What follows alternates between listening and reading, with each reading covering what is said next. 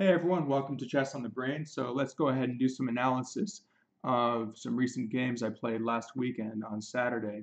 This was at the DMV Herndon Action. So DMV is basically the DC metro area, DC, Maryland, Virginia. And yeah, they're good tournaments. So they're 30-minute games with a 5-second delay before each move. And these are two of the games I played. So I have the third game and the fourth game. Now the third game wasn't that long, but it was crazy. So I don't even know what was going on during part of it. And this was just a 30-minute game, so it could be hard to do some really rigorous analysis during the game. I wanted to look at that and see, see how accurately I played, see how I could have improved.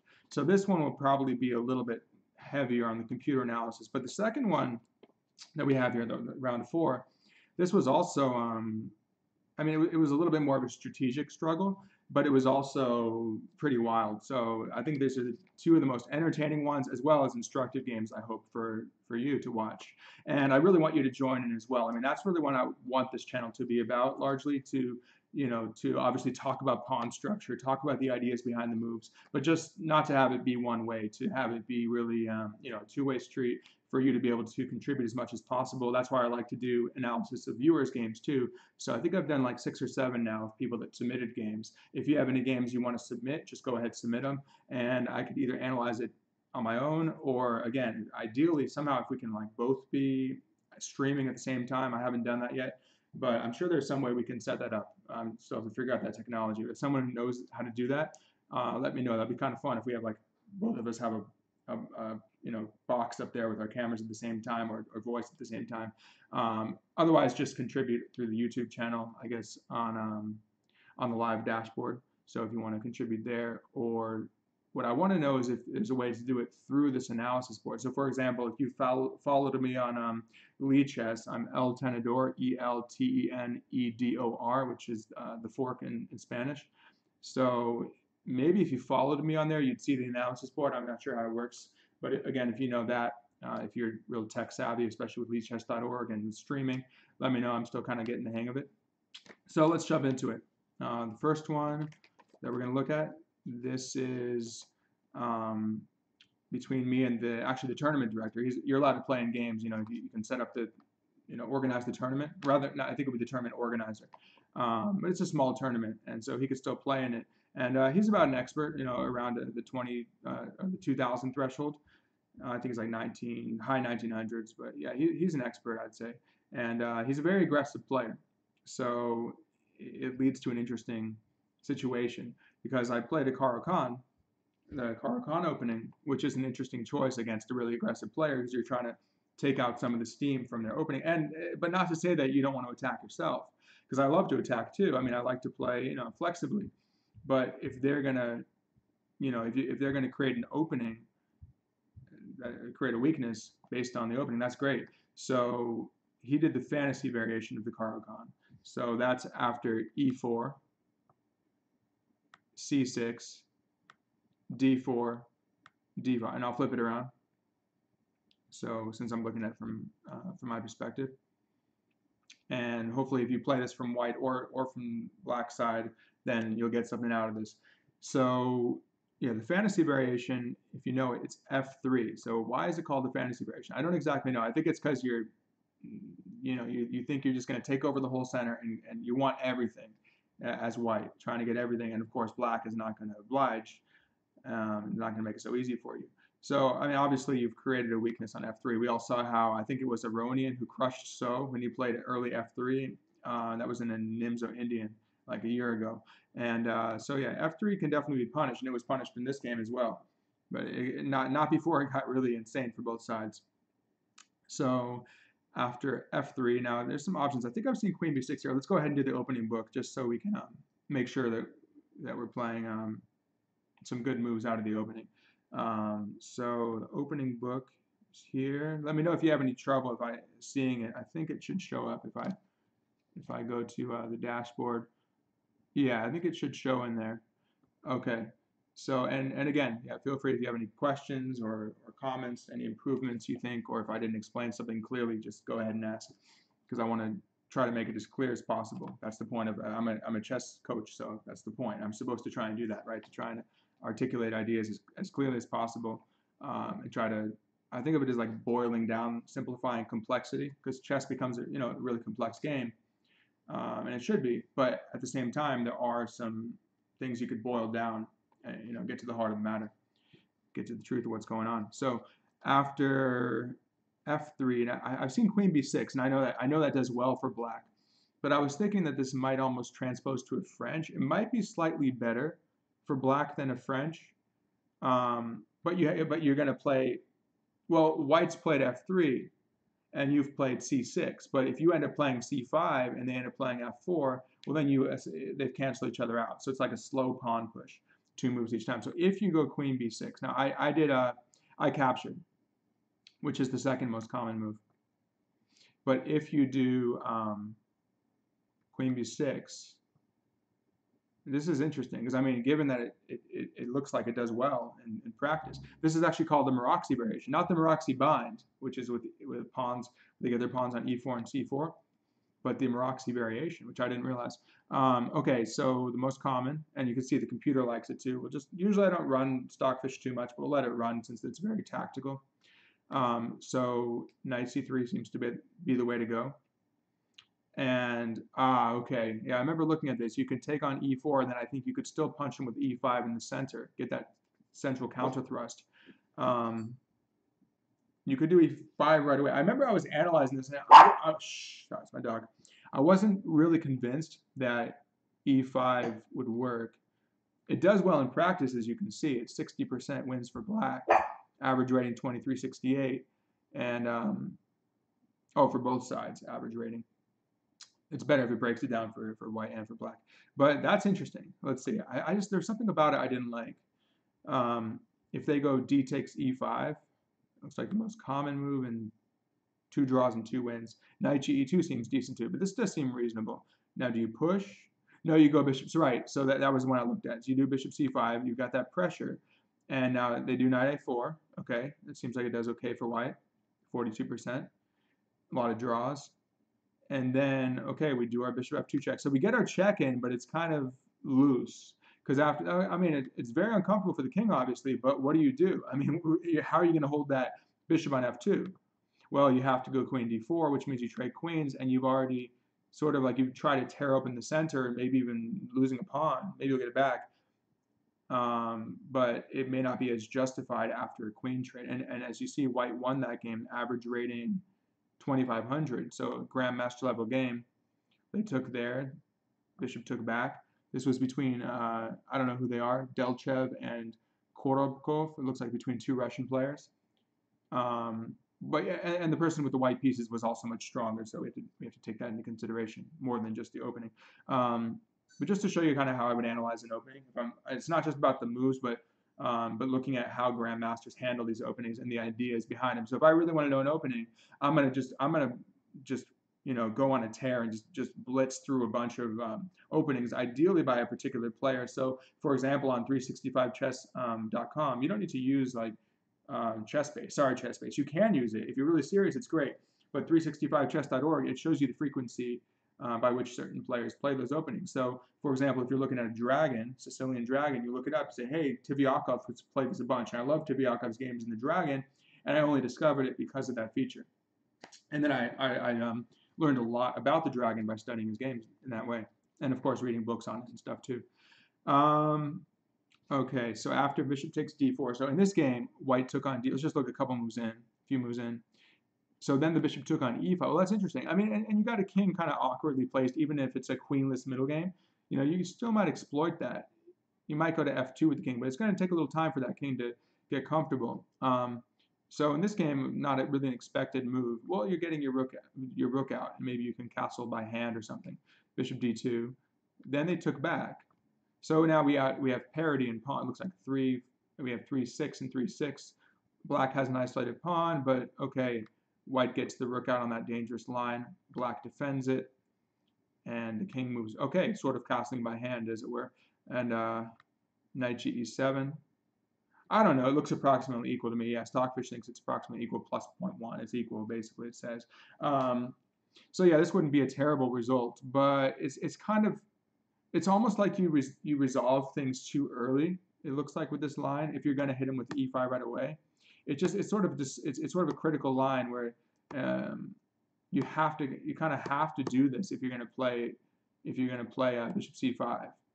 If you don't play bishop c, well, that was the move that was played, but it seems like that's the best way to go if you're going to play e5. That seems to be the idea, to exploit the diagonal. Now there's also another way to play, which I think is with e6. Yeah, and that actually seemed to do well. But this is what I was thinking, is that you're sort of going into a French now. And I don't really want to play the French because that's not my opening. I'd rather, if I'm going to play the French, I want my bishop outside with bishop f5 and get a good French.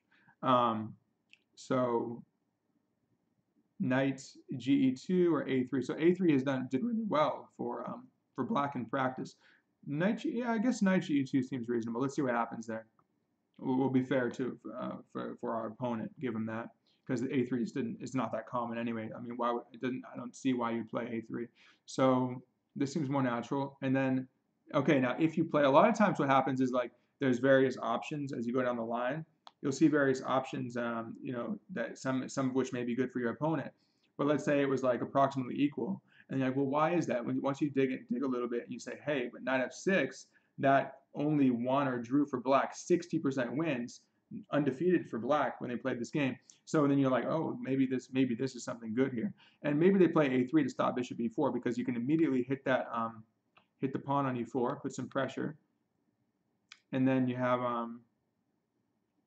what seems natural here. I want to find a move, not just the main move. Well, it might be the main move, but let's say there's a bunch of options. Try to think of what would be the most likely option. You kind of have to predict a little bit, or what's a reasonable move.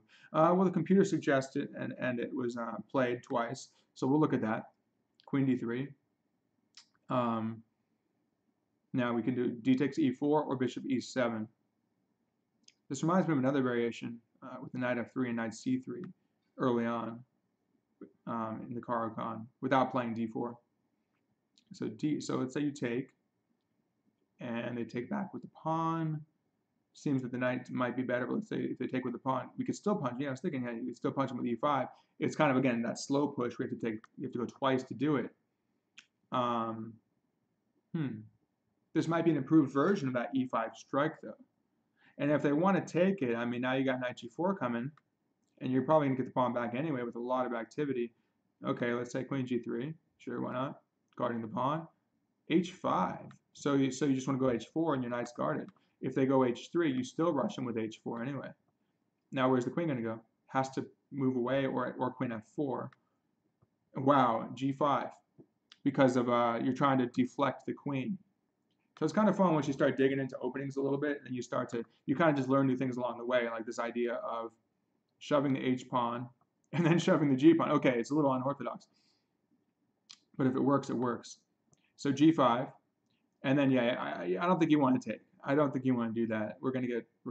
Oh, is the queen almost trapped? It's trapped. Wow. Yeah, bishop h6, and you win the queen. So it's not even about. I mean, I was thinking you have this check here, but actually after king d1, it's maybe not a huge deal. But yeah, let's win a queen. That looks good. Okay, so that means they can't take, obviously. So let's say they go back. It's approximately equal now. And then we take back. And, well, yeah, you've committed some weaknesses here. But white also has a very porous position on the dark squares. So I don't know. This is interesting. I would consider this as an alternative. So queen b6, knight c3. Now, instead of e5, immediately we go e6, a little more solid. And if they do something like that, then we just develop our knight. Again, I wonder if you might get a French. Like, what if they push? Could this transpose to an advanced French? Because that's just not something I know very well. I'd rather stay in an area where I have knowledge. But of course, you need to get outside your comfort zone too. So it might be good for practice anyway online. And then if I like it, you know, you play it in a tournament game. So knight f7.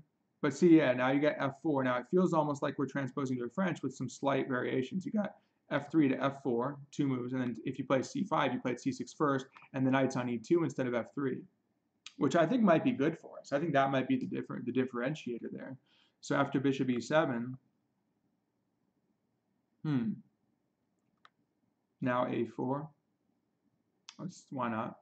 I mean, that doesn't seem like the most common move they'd do. So that's where I don't want to just blindly go with what the computer says. How about bishop out? No, you can't really. You lose the pawn. Yeah, g3. I think that's something more natural you'd see with the bishop to g2. because how else are you going to get your bishop out? Not so easily. Okay, and then you hit him with c5. And now it's reminding me of the, was it Morphy Paulson game? I think it was against Paulson, like a local lawyer from New Orleans, and he just crushed him against when he wasted all that time with this and this. Now I think Paulson did knight f3 and knight c3 to e2 to really try to hold on to d4. But in this case, yeah, that knight on e2 looks misplaced.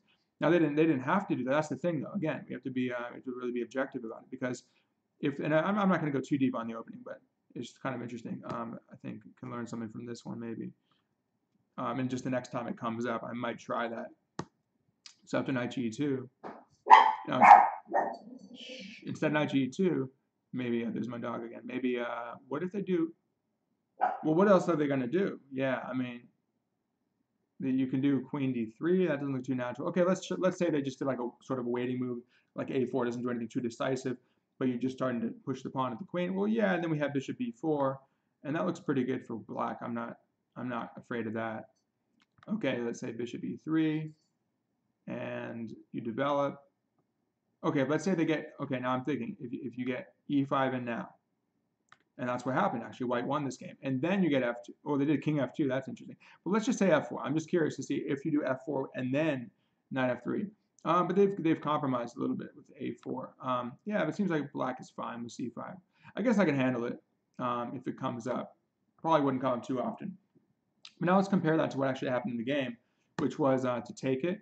So after e4, c6, d4, d5, f3. So I like this line of immediately taking and then striking with e5. You take back, and you strike with e5. That's the way. Okay, and this white did slightly better. White won 47%, black won 25%. I don't think those are just master games, though. It's always good if you can get a filter with just master games. But this will give us an idea anyway. White does pretty well with this, but let's get a little deeper into it. So he goes knight f3, main move, and I think bishop g4 is the main move. Yeah, you pin it. So, and I don't think he wants to take here and disrupt his pawn structure. So he did, yeah, I'm pretty sure he did bishop c4. Also c3, I think c3 is superior. If I were playing white here, I would probably play c3 and just secure my center first. But after bishop g4, he does, yeah, he plays the most common move, bishop c4. And then knight to d7. Yeah, I remember I played a blitz game and I missed that, where I did like something else first and I forgot the line with knight d7. So I learned my lesson already, which was good. So I did the most common move. Now, if you do knight f6, yeah, I think you just lose. I'll show you that line.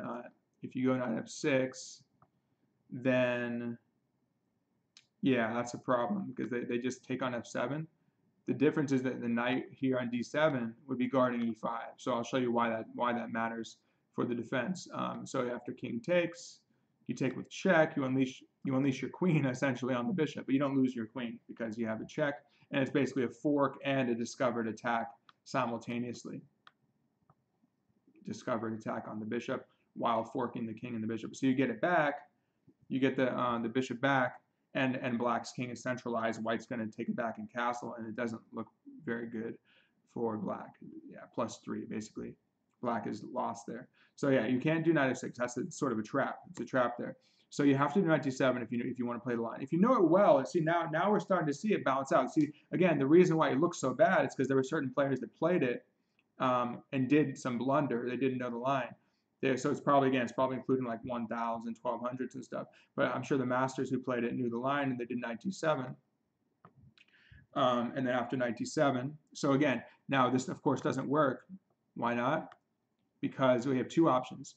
If you take on e5, you just take back, and now you've guarded the bishop, and now the queen's hanging. So he just lost his, how many? I think he's down like 2 pieces now. So it's totally lost. And if he tries knight g5 check, think about it. What would you do after knight g5 check before the computer analysis comes up? Well, your king's in check, but notice the queen is still hanging on d1. So you can get away with queen takes g5, and again, he's losing a bunch of pieces. So black still has 4 minor pieces. White only has 2. Okay, we know that can't be good. If you want to take the queen, we take their queen. They take back. Okay, now we're up a queen piece, and we get a pawn here too. So, okay, you want to check, big deal. I'll just block. Or king g6, whatever.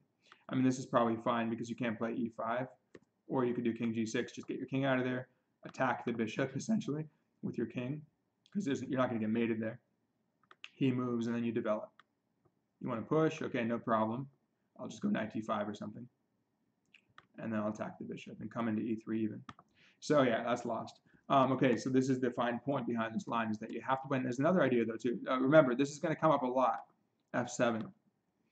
So I got cottonmouth down here. It's like heat wave. It's a heat wave. Oh yeah, it's because I had like the saltiest. I had the saltiest buffet. It's like I had leftovers too. I'm like, all right, I'm not gonna let it go to waste. But that stuff was salty. So if I have a heart attack or something, just maybe Google has an algorithm where they would automatically call 911 or something. I don't know. Or maybe you could do it for me. Okay, so after knight d7, bishop takes f7 check. I know they don't want to do that. So instead, did he play c3? I think he just castled. Now, I'm pretty sure you could play c3 here, and it's good. Now, again, if you can see, is it showing up on the full screen? Yeah, you should be able to see the analysis over here.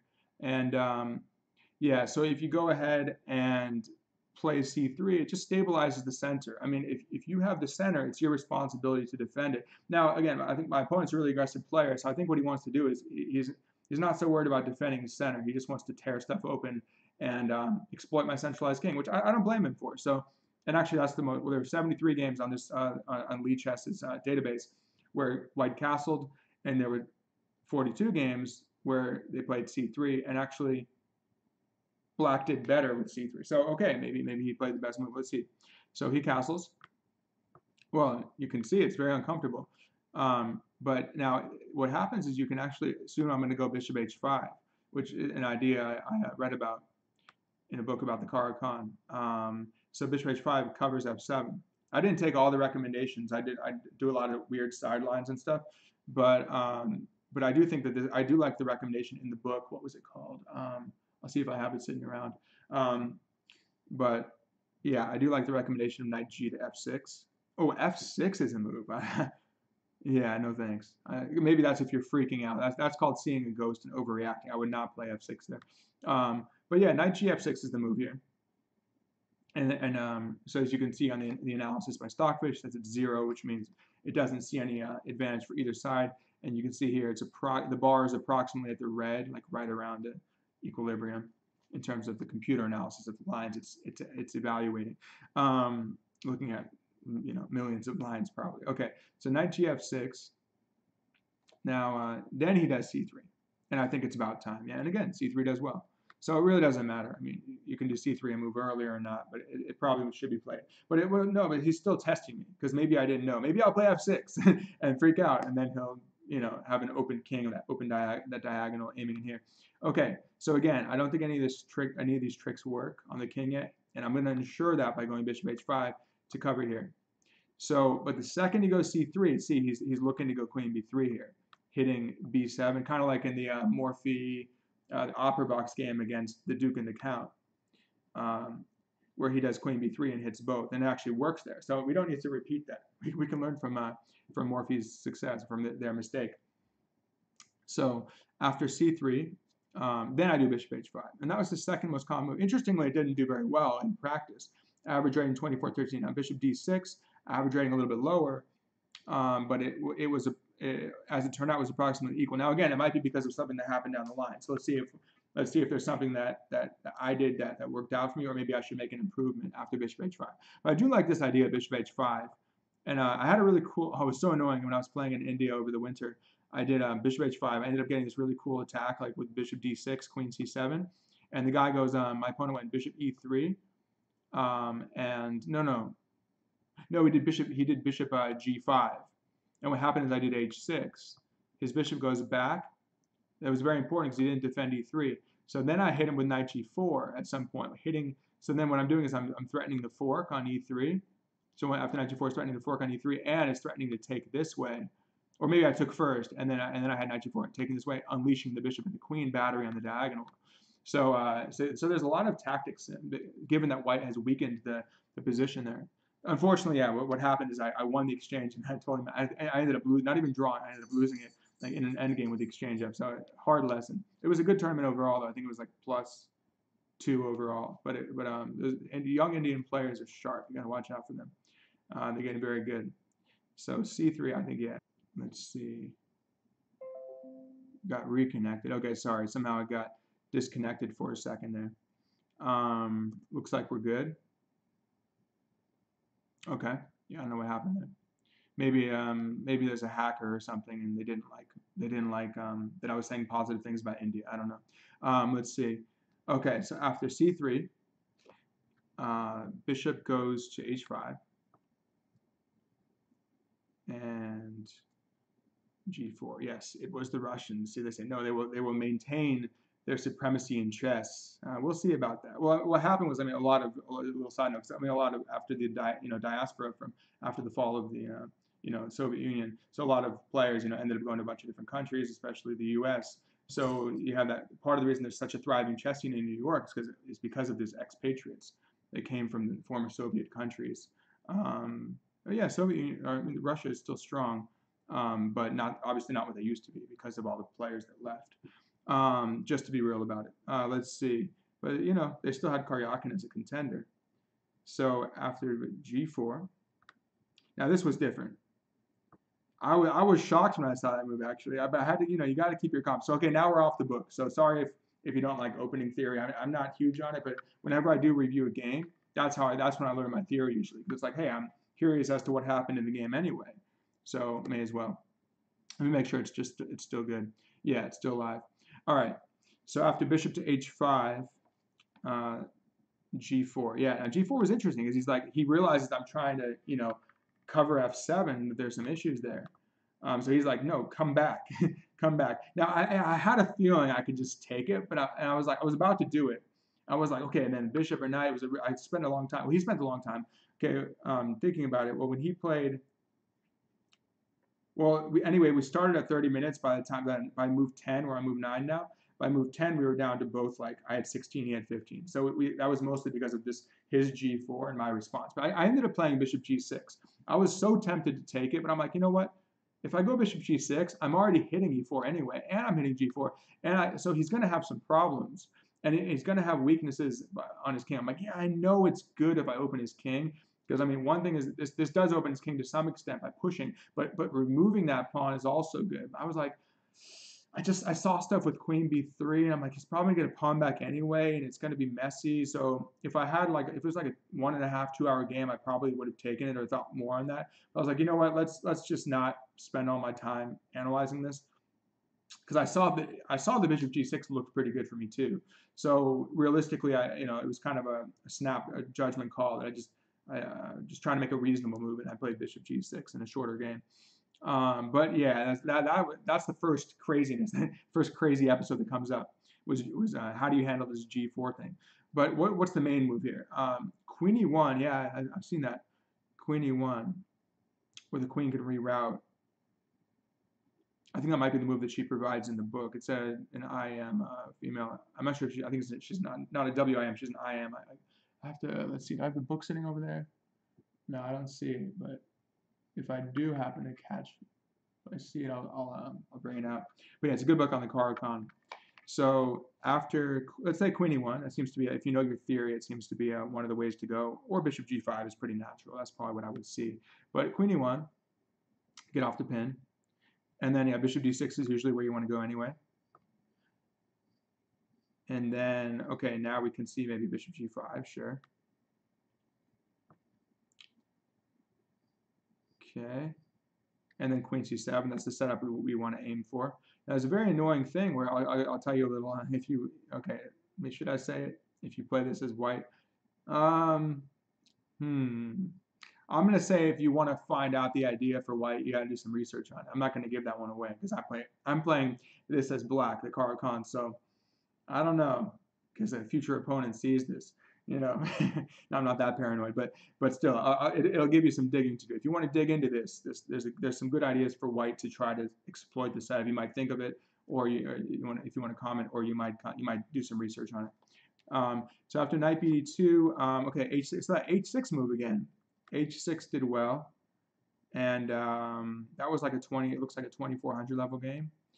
And after the bishop goes to H4, then you tuck it, which is useful, kind of like I did in the game. You tuck it back to G6, and then let's just see how it went quickly, how this resolved, this tension. Yeah, then you castle finally.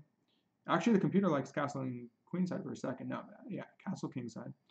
And bishop takes F6. That doesn't seem natural.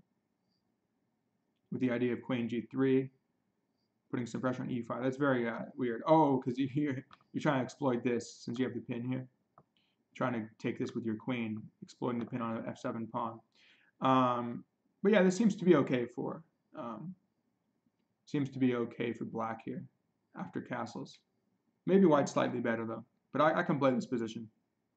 And again, you're putting pressure on E4, but it's very tactical still. I mean, like, okay, if they do the line, let's say they see this, knight takes, queen G3. Yeah, you got to move your king because this is under threat. Tricky queen takes, and not as a sack like in the Marshall game. This is really losing it. So now D takes E5. What is going on here?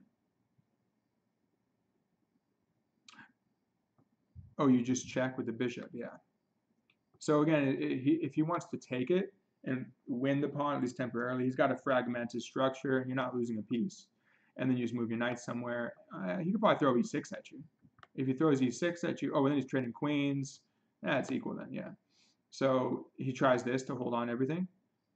And then, okay, yeah, you can get the pawn back, and black should be fine. But still, yeah, the computer thinks white's slightly better there. I don't think it's a big deal. Let's say you do the recommended move, stopping b4, and let's say they bring it. Yeah, that's a strong idea because now the knight's guarding it. Trade it off. So he's going to try and hold on to the pawn for a little bit, but I think he'll eventually get the pawn back. Shouldn't be a big deal. Okay, so where are we? After, let's make this the main line.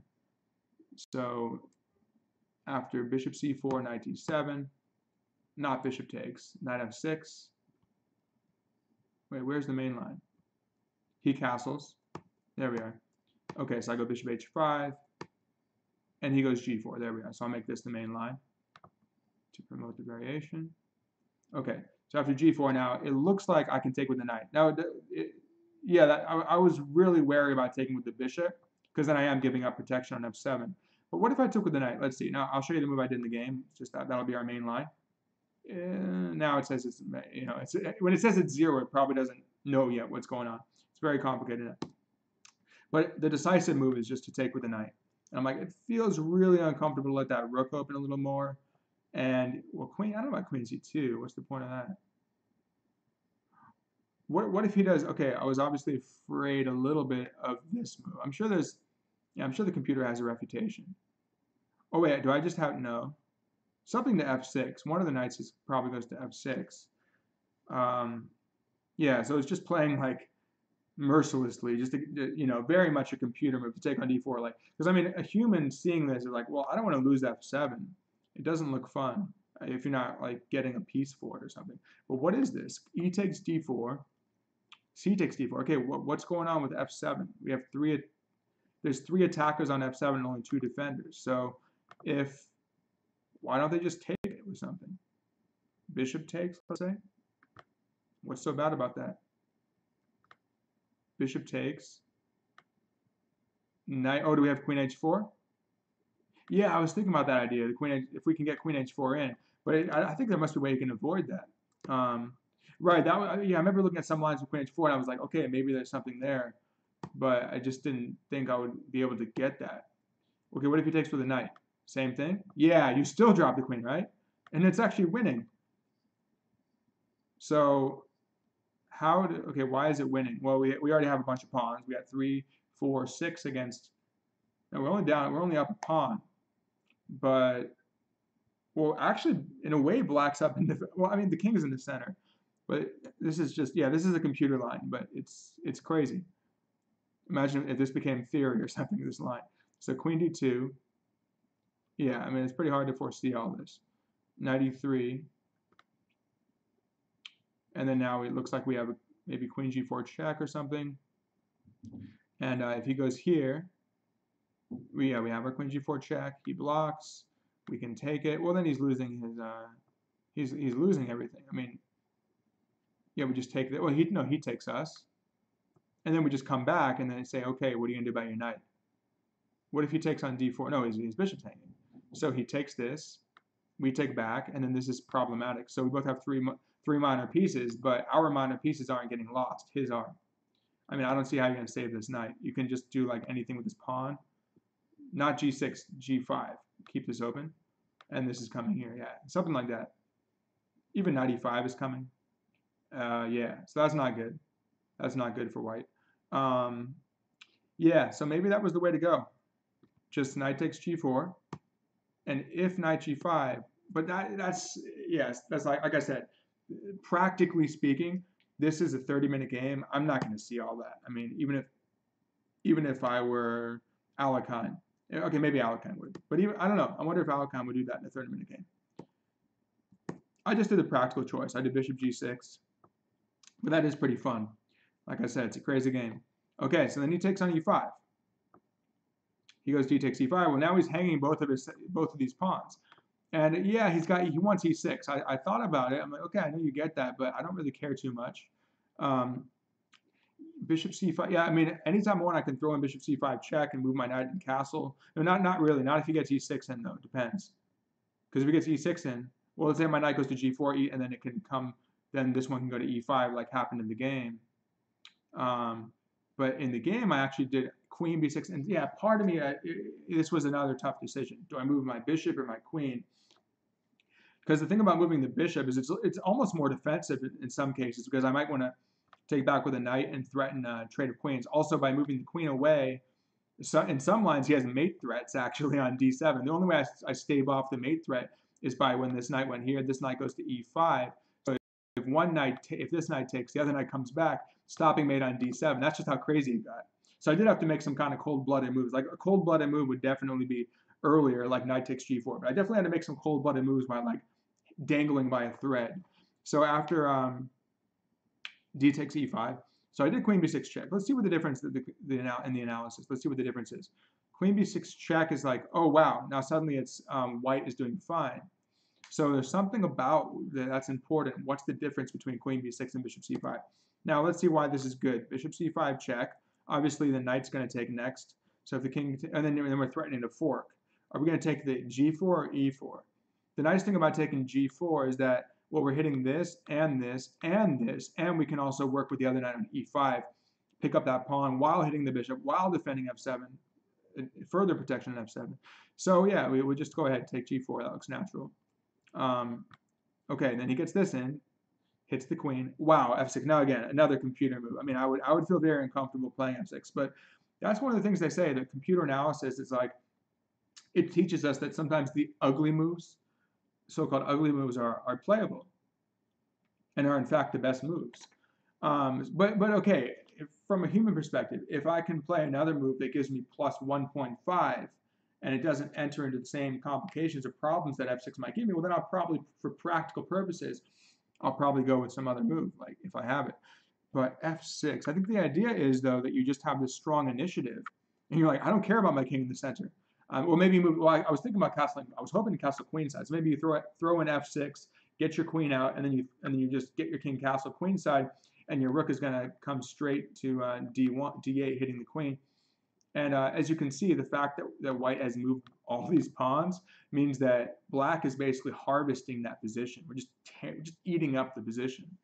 Some juicy squares for these pieces to just come and munch on. So let's see. So after bishop g5, oh, that's not what actually happened, right? But this, yeah, f6. Okay, this is crazy. But again, like show me like Missouri, the show me state. Show me what's going to happen. Show me give me proof. E takes f6.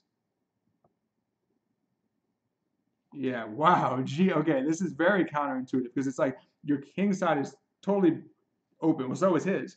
But I don't know. Maybe we go like queen e7 and castle, just kind of shoring up everything. But still, again, you have to be objective in your analysis. You got to say, where is the actual line where white gets black here.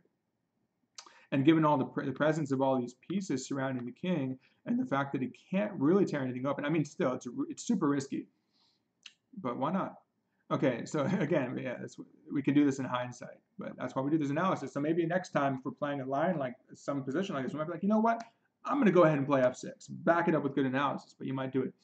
And then this nice blockading move. So what's the pawn count? We got 3, 5 against 3. So pawns are equal, but you can see that, okay, we both have kingside weaknesses, but if black can survive this and castle queenside, which it looks like he can, then who's it going to matter more for? It's going to affect white more because white's the one whose king is over there. Meanwhile, black's king on c8 is fine if you can get there. It seems like it should be. So for example, let's say he said, hey, I'm going to mate your king in the center. I'm keeping my queens on the board. Well, okay, let's get rid of that bishop. That's a strong bishop. You take back. And do we just move our queen or we take it? Take it, and then we can play rook d8. Say he takes back. And, oh, then you're just winning material. Okay, you win the exchange in the endgame. Cool. So not knight bd2. But anyway, yeah, as you can see, like this is fine for black after knight d5. But again, it's a gutsy move. Really cold-blooded moves you got to make if you want to win like that with f6. Now again, like what if you just did something natural? I don't know. What's a natural? Well, this is if you don't do that, you might get some pressure on you. Let's just say you did like, I don't know, queen c7, for example. How bad is that? See, there you go. It's still fine. But this looks scary too. But like I was looking at stuff like this, I'm like, okay, it's not such a big deal. If you take it, he takes it. But see, the difference is that you can't well, you obviously can't castle the bishop there. We still just fork him, and we win the exchange. And I don't know. It still looks kind of scary, but there's no concrete win that white has there. The rook is going to come to f8. Yeah, it's very uncomfortable. I think white does have compensation there. Okay. So in the game, I go queen b6 check, which was apparently far inferior to queen bishop c5 check. Hard decision to make, but I went with queen b6. Now after queen b6 check, he moves up. If he goes here, we'll see now he's probably got to worry about those forks on f2 after knight takes g4, so he precludes that by going king g2. And then, of course, I take on g4, and it says I'm equal, basically. Because he's got well now like after this though we're at the mercy of like forced lines, and it's hard for either one of us to really, I think, see through the smoke, to pierce the fog of war, and to know exactly what's going to happen. But after knight takes g4, okay, so he goes e6 obviously and breaks things open. And now, do I take or not? Okay, I'm proud of myself. It looks like I may have found the right move, or at least it was saying that. I thought I found the right move according to its initial analysis. But no, it looks like both were approximately, maybe okay. But I ended up playing this move, knight to e5. Well, we're going to have to back it up with analysis to see, but the computer is now saying that f takes was superior. But I like knight to e5 because it just seems like, okay, it's protecting both of these squares, and it's hitting the bishop. And it's supporting the knight. So if I take here, well, I did this move, so that's the main line. And oh, now it actually likes white a lot. So yeah, it must be maybe another inaccuracy. Very sharp position. So good thing we're could do this and figure out what's better. And again, like I said, that's why. So computer analysis is super helpful because most humans, I mean, are not going to be able to find the best moves in a situation like this in analysis. So after bishop takes e6, even the computer might make mistakes here because it's so sharp. Okay, and then we stick our knight on e5. So it's a similar idea, but we don't give him access. We don't let him take on f7. Let's say the queen moves, and then we don't even castle. We just go here. Yeah, see, I was hoping for at least the prospect of castling. Now, and this, okay, it seems like decent, but still a little messy. Now, I guess that sort of is my punishment for not castling it. I'm not going to be able to castle maybe. But I might get away with it because his king is also really exposed, even though it's castled, but it's completely stripped of its protection. So I almost have more protection in the center in some cases. Now in the game, I played knight e5. Now he didn't take. I thought he was going to take on f7. I'm like, okay, I'll probably take back with the. I think I was going to take with the knight actually. Yeah. Now after knight to e5. He doesn't take though. Well, the more I looked at him, I'm like, yeah, he might try knight g5 because it looks like he's just overwhelming my position. Okay, now I play f6, and wow, that's amazing. So f6 is just plus, -4, -5. So it's just completely winning for me. And yeah, but now I saw the strength of it. I mean, it makes complete sense because you either let him crash through here, or you say, fine, I give you access to f7, but I've closed things up, and now you can really see that it's not so easy for him to do anything there. And then it's my turn. And now, not only that, but I'm getting e4. And you can just imagine with a knight, a bishop, and a queen, we're gonna have some fun attack coming at him because he kind of lost his initiative after that. So that was the mistake, big mistake, knight g5. So he had to just take, and he should keep the fire burning, keep some initiative. So after knight takes, I'm not trading bishops, I still keep some pressure on e. Obviously, I'm not going to take e4 with my king on the line, but now after e5, for example, wow, I can just look. Can I just castle kingside? And notice I still have this piece that's kind of covering my king anyway. Okay, so he comes out to e2, and yeah, I just castle, and it's like equal all of a sudden. So all this happened, and then after this, I just come back. Well, now I'm coming to h5. I think I like my position. Yeah, he has a strong pawn on e5, but I kind of like my position still.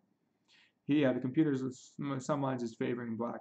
Okay, let's say he does. Sure, comes here. Why not? Or how about this seems more like a human move? Oh, yeah, why not bishop e3? Okay, sure, block it. And then he takes. Why do you want to take? Oh, you can't take back the other knight. But open the king a little bit. I don't know. Then I have the nice bishop pair.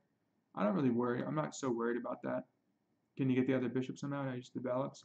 I don't think most people would do that, though, because both our kings are a little open. I have some protection anyway with my minor pieces. And I have a nice bishop pair on an open board, pretty open board there. So knight d4, for example, I get off the pin, makes sense. Don't even give him the option of doubling the pawns anymore. Knight d2, since I'm off that pin now. I like that. Looks great for black. So I have the more, I mean, really what it comes down to is weak squares. Like every single square in here is weak for white and safe for king. My king is super safe. So it says black's up approximately half a pawn. I think more. I'd play black any day here. I mean, only asset, you always ask yourself, what's my asset? White's main asset is, well, the pawn here, and maybe the piece placement a little bit here. But black has a lot of assets. Safer king, a lot of squares to infiltrate with these and these are pretty active. And we have more development. So black has a lot of things to work with. But like in terms of a permanent asset, weak squares, I would say, is a permanent asset you can exploit. This is white's permanent asset, which is a passed pawn. But it's not going anywhere. You can just get to here. The more you push it, the more you open up lines for me to attack. Every pawn creates weaknesses in its wake. So after f6, wow, amazing. So it's just winning for black. And I mean, it's pretty much, yeah, it's like, as I said, we're kind of at the mercy of these lines after this because it's such a sharp position. Well, no, he had another option though. But after this, I'm probably just winning by force almost. So I win in 5 moves. So after knight f7 makes sense. Now I don't even bother with it because I just want to attack him now. So you take on e4 obviously, and now king has to come up. If you go here, you walk into knight check. So he comes up. And then I ended up playing knight e3, which was correct, it looks like. Yeah, it just made a lot of sense to me. Because if you go knight e3, you fork these pieces, and this was the only merit of the queen being here. That was my sort of rationale when I was thinking between bishop c5 and queen b6, was that I can potentially bring my queen in. So for example, if he were to take it, I come in with the queen, you can't even block because I have all the pressure on f3 with my bishop and my knight. So that's the rationale for it. There's more mating ideas with the queen out. A little more aggressive line. But it turned out to not be accurate. But maybe in a shorter game, it wasn't a bad choice to make practically. This was more defensive, and also it allowed me to castle. So objectively speaking, bishop c5 was better. But in this line, you see the power of, in some lines, where queen b6 can work for you. Okay, so I did this move, which was strong, because now he forked these, and he doesn't take it. Yeah, I think this is deadly. If he takes, it's deadly. So after knight goes to e3, he goes queen e2. Yeah, let's say he takes, for example. It's probably a mate, where he's losing tons of material, probably getting mated soon. Yeah, he literally has to block with the rook, because you can just see that bishop is in here. I mean, an open king will be exploited with this, especially with active pieces like this. I'm sure he's getting mated if he goes here. Do we just go g5? Oh, that's a mate immediately. Knight g6 is knight g6, and then king here. Where's the mate? Is it queen up? Wait, it h5. What about king h5? Queen over? Yeah, queen will be mate there. So yeah, if he comes here, check. If he goes here, h5 is actually mate. Nice. It's a nice king hunt there. And if he does this, it looks like queen h3 is mate. Yep. So that's cool. You can finish him off that way if you take. So obviously he didn't take it. He does a better move. He does queen e2. He could have gone. Yeah, that was the more safer move. What do I do there? Because he's hitting my queen. He's hitting my bishop. If I trade, what are we at now? I have 4 pieces. He has 4 pieces. If I take it, I take the rook with check, though. So at least I win the exchange. Oh, then I take the knight, and then I win another pawn. Yeah, you just liquidate. You simply liquidate the position. It's nice that you get to take with check, which of course you didn't want me to do. And then you just pick up the knight, and he takes back, and you can take, and you got 3 6 pawns against 4 pawns, and you have to exchange. You didn't even have to give it the bishop pair, and he's down in development because after you come in with check, if he does, unless he plays bishop f4, but that's good. Okay, even if he plays bishop f4, you hit him with g5 and try to chase him off the diagonal. Come there with the rook to chase away the bishop. He goes to c7, and you're getting that chip. We're getting with check, so it's over. Okay, so that's his best option now. So you can see it's just over there. But he does queen e2. After queen e2, now okay, this was another tough call. It was such a sharp position. I ended up taking this. I said, yeah, sure, I can take the rook, but then I lose an attacker.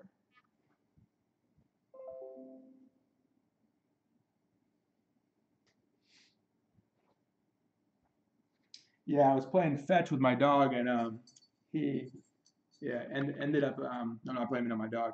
I ended up throwing the tennis ball at my router, so I probably like threw it off. It probably needs to be reset or something. But okay, are we live again? We are live with the stream. How video output is low, huh? Well, I'm just gonna keep going, and I'll play the end of the game. Okay, let's see. It says it's streaming. Yeah, I'm just gonna keep going. Hopefully, at least you can see the end of this game, and then I might do the other game on it, like restart my router. Okay, so after either that or I've been hacked. Maybe I've been hacked. It's possible. Okay, so after queen goes to e2, I don't think it. Yeah, well, as I say, you've either been hacked or you don't know it or something like that. Well, I don't know I've been hacked, but you can try. I think I put in some pretty good security measures and 2-step verifications and all that. Let's see. So after queen e2, no, just kidding. Don't try. Nothing you want to see anyway. Just a lot of chess. You'll see a lot of chess if you get in there. Okay. So after queen e2, so what do we do? Yeah, I took on c4. So let's see how bad was this. There you go. Yeah, so it's either it says -6 or the other one's like -8, but it's still -7 now approximately. So yeah, it should be good enough. But I just felt like you have these pieces just flowing into the position, and what do you do now? And the rook is still hanging. So if he plays now, yeah, I thought he was gonna go rook f4. This loses on the spot. See if you can find. Wait, can I stop this? Okay, see if you can find that. Are we back to? No, stream health is deteriorating. Looks like we still have 2 people. Oh, hey, Kostas, how you doing? The stream is off. Oh, sorry. Well, yeah. Looks like it's not going. That's not good. Well, okay. It looks like yeah, it's offline now. It's kind of coming back, but okay. I'm just gonna play out the rest of it, and then I'm gonna maybe I'll start a new stream with that. So, but after rook e1, so what's the win? It says mate in 5. This was nice. It's kind of like poetic justice for the Caro-Kann because you play that move c6 and it looks so passive, but no, it allows mate. In this case, the c6 allowed mate. So are we good? We're live with red, like it was the beginning. red stream health. So yeah, queen c7 is the win. After queen c7 check, king f2, and then you get a mate immediately. And if king h4, now of course we're going to bring our queen to here, check, and you can't block with the queen because it's mate. If you come back, it looks like we have bishop f5. Oh no, yeah, bishop f5, because this is still held off by the knight, so he has to block with the queen, and he gets mated. And if king comes up, this one's fun. Where's the mate? You got g6, or you can just tuck your bishop back. It's a player's choice. If you like to mate with your pawn, I think most people probably like to mate with the pawn if you can. There you go. Okay, so yeah, I don't even know if it's going right now. It says it's red. It's probably going super, super slow. Okay, we're back to green again. Weird. Okay, so I guess it is going. But yeah, so just to go back, now that we're green, we can at least get the flow of the checkmate here. So we have knight takes c4, rook e1, queen c7 check. He played king f2, and he got mated on h2. It almost doesn't look like it's going to be mate at first, but it turns out that then it's nice how these pieces are played, because you cover this with the bishop, you cover this with the knight, queen's in the way, rook's in the way. So we have a total mating net. Queen attacks directly, and queen takes away the escape squares. There we go. All 8 squares are covered. That's the criteria for a checkmate. And just to go over again the other line, which is kind of fun, if he goes to h4, and then we come in here, and he either has to block and get mated. If he goes up here, he gets mated this way. And if he goes here, he gets mated with the pawn. What would you pick, pawn or a bishop? I'd probably pick the pawn. Yeah, checkmating with the pawn is always good. And let's see, Costas. So let's see, Costas, how much are you? If you're still there, it says there's 2 watching. So I don't know if you're still there. If you're still there, okay, are you seeing it now, Costas? Sorry about that. Yeah, we had some technical difficulties based on playing fetch, I think. So yeah, you never know, it could come back to get you. So okay, what I'm gonna do though, since this stream got kind of messed up, I guess I'll restart my router. Maybe that'll make a difference, because I don't know why that was coming up, unless it's just in the area network or something. But yeah, we got a solid hour of pretty in-depth analysis. A lot of the opening too. But so if you play the Caro-Kann, or if you play against the Caro-Kann fantasy variation, or if you're curious about it, hopefully that analysis initially was interesting. And yeah, we definitely had some crazy lines there. I thought so. Let me know what you thought about it. But I do like this line. I think I'll still stick with this unless I have reason to prefer queen b6. Maybe I can do both. So if you're preparing for me, you happen to watch the video, but I don't think you'd have time before the game. So, but if you did, you don't know, I might play queen b6 next time. Now, defend this. Now, yeah, that was interesting. So I got to give it to you. Yeah, my opponent, got to give it to him for the very enterprising, gutsy move. Very bold. G4. Yeah, it takes some cojones to play that one. G4. I mean, it seems natural that you're taking the bishop away from f7, opening up the rook after knight g5 and stuff. But yeah, looks like I should have just taken with the knight. But here, and then we got this chaos. And again, another improvement was bishop c5 first, and it was a little safer. This was okay. This was okay, but no, it would have been better to take with the pawn, because now I let him take. He should have taken. After knight g5 is lost. Okay, I played the correct move, f6. Just lost on the spot, basically, after the check. And the knight, and I think I had to find this move. It might have still been winning, but this was the move that really cemented the advantage for black here. And you could just see the massive infiltration of all the pieces there. 4 pieces coming at a totally exposed king. So yeah, you can't really survive that. Queen e2 was tried out. Yeah, I thought he should have tried rook f4. That's what I was expecting. Was I going to play like what? No, you can't go g5 because the bishop hangs. It's not even, okay, so it's in the local browser. Now let's try and find this. How would you get the mate here? Or something here?